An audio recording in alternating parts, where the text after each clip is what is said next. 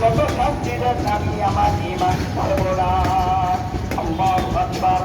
চিন্তা মজাতে ওই তাদের নিজের বিশ্বাস চলে গিয়েছিল, অথবা 7 জন অথবা 11 জন, এরকম বিভিন্ন রেওয়ায়েত আছে।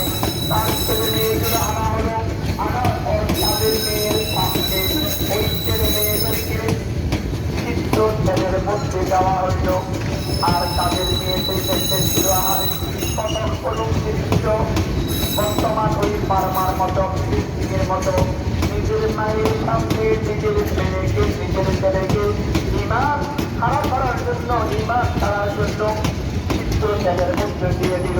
দিয়ে দেওয়ার পর এখন সময় আছে, তুমি তোমার ইমান ছাড়বে কিনা, আমাকে রক্তি ছেলেকে মানবে কিনা বলো। তখন সেই বলে আমি মানব না। এরপর বলে তোমার আর কোনো ইচ্ছা আছে নাকি? তখন ওই ফেরাউনের কাজের মেয়ে বলে আমার একটা ইচ্ছা আছে, আমার একটা আশা আছে, যাদেরকে মানলে